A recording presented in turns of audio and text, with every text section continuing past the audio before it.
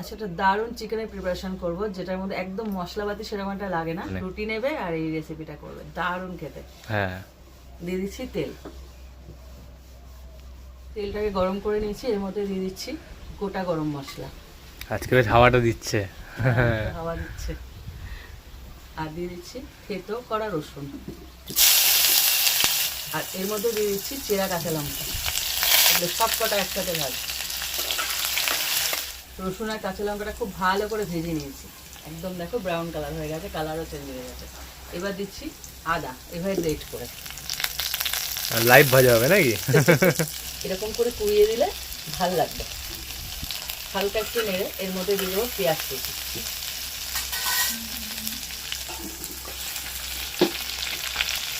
এই রেসিপিটা যা টেস্টি খেতে লাগে। কোনো মশলাপাতি সেরকম একটা পড়ে হ্যাঁ, না কিন্তু।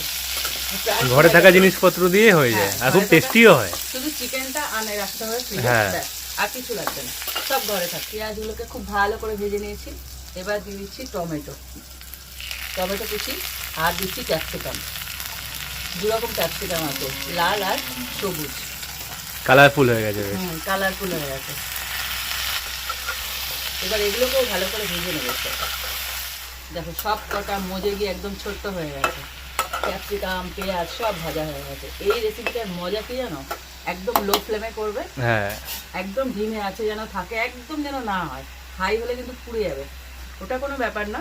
কিন্তু চিকেনটা এরকম এরকম সাইজ করে নেবে, মানে বেশি বড় না, ছোট পিস।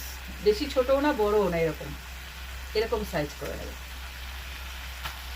এইবার চিকেনগুলো দিয়ে এটাকে ভাজবো। দেখো অনেকটা মজে এসেছে। এবার দিয়ে দিচ্ছি লবণ। আর এটা না একদম জল পড়ে না, আরও কমে যাবে, সেই আন্দাজে লবণটা দিতে হবে, বেশি হয়ে গেলে খাওয়া যাবে না। আর দিচ্ছি হলুদ গুঁড়ো। আর এখানে একটা মশলা ইউজ করছি, জিরে, ধনে, লঙ্কার গুঁড়ো কিছু যাবে না। একটা মশলা তৈরি করেছি, এটা আমার বাড়িতে তৈরি মশলা। সমস্ত গরম মশলা হয় না, ওগুলোকে ভেজে গুঁড়ো করা, সেই মশলাটা। এটারই টেস্টটা মেন আসবে এই চিকেনে, খুব ভালো লাগে। নামানোর আগে আরেকটু দিয়ে দেবো। দেখো এটা রেডি হয়ে গেছে, এক ফোঁটা জল ছাড়া চিকেন। হ্যাঁ, এবার বললাম না লাস্টে নামানোর আগে একটুখানি দিয়ে দেবো এই মশলাটা, এটা ফ্লেভারের জন্য দিচ্ছি। ব্যাপক দেখতে অ্যাড হয়েছে। করতে পারো, ধনে পাতা চাইলে অ্যাড করতে পারো, হ্যাঁ, না চাইলে না করে অপশনাল, হুম, তবে ভালো লাগবে ফ্লেভারটা। শীতকাল হলে ধনে পাতা দিয়ে দেবো। হুম। এই দেখো রেডি হয়ে গেল আমার চিকেনটা।